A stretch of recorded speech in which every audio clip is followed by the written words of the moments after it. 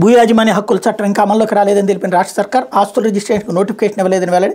స్థిరాస్తి దావాలను తిరస్కరించొద్దంటూ సివిల్ కోర్టులను కోరుతున్నామని నివేదన. దీంతో సివిల్ వ్యాజ్యాలను తిరస్కరించదని కోర్టులను ఆదేశించిన హైకోర్టు తదుపరి విచారణ ఫిబ్రవరి 7వ తారీఖు వాయిదా పడింది అన్నటువంటి వార్తని హైలైట్ చేశారు.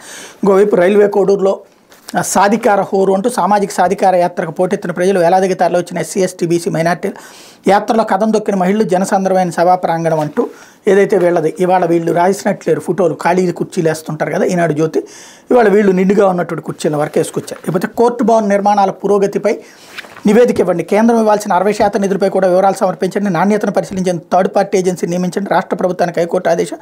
విచారణ 24కి వాయిదా. రాష్ట్రంలో కోర్టు భవన నిర్మాణాల పురోగతిపై నివేదిక ఇవ్వాలని రాష్ట్ర ప్రభుత్వాన్ని హైకోర్టు బుధవారం ఆదేశించి కోర్టు భవనాల నిర్మాణం మౌలిక సదుపాయాల కల్పనకు కేంద్రం తన వాటా కింద విడుదలకు చేయాల్సిన 60% నిధుల విషయంలో కూడా వివరాలు సమర్పించాలని స్పష్టం చేసింది. కోర్టు భవన నిర్మాణాల నాణ్యతను పరిశీలించిన థర్డ్ పార్టీ ఏజెన్సీ నియమించాలని ఆదేశించింది. తదుపరి విచారణ జనవరి 24కు వాయిదా వేసింది. ఈ మేరకు ప్రధాన న్యాయమూర్తి జస్టిస్ ధీరజ్ సింగ్ ఠాకూర్, న్యాయమూర్తి జస్టిస్ రావు రఘునందరావు ధర్మాసనం ఉత్తర్వులు జారీ చేసింది. కృష్ణా జిల్లా గన్నవరంలో పలు కోర్టుల కోసం అవసరమైన భవన నిర్మాణాలు చేపట్టడం లేదని, పాతవాటికి మరమ్మతులు నిర్వహించడం లేదని, ఈ దిశగా తగిన చర్యలు తీసుకునేలా ఆదేశాలు జారీ చేయాలని కోర్టు గన్నవరానికి చెందిన దేవిరెడ్డి రాజశేఖర్ 2022లో హైకోర్టులో ప్రజా ప్రయోజన వ్యాజ్యం దాఖలు చేసిన విషయం తెలిసిందే. వ్యాజ్యంపై ఇప్పటికే పలుమార్లు విచారణ జరిపిన సీజే ధర్మాసనం బుధవారం మరోసారి విచారణ చేసింది.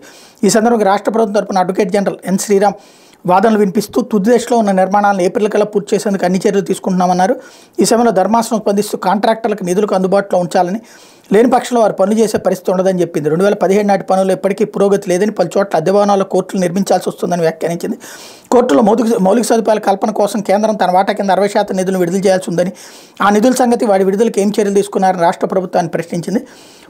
ప్రభుత్వ ప్రధాన కార్యదర్శి ఢిల్లీ వెళ్లి సంబంధిత అధికారితో మాట్లాడారని ఏజీ శ్రీరామ్ బదిలిచ్చారు. కేంద్ర నిధులకు సంబంధించిన పూర్తి వివరాలను తమ ముందుంచాలని రాష్ట్ర ప్రభుత్వాన్ని ఆదేశించింది అన్నటువంటి వార్తని హైలైట్ చేశారు. లేకపోతే ఆంధ్రజ్యోతి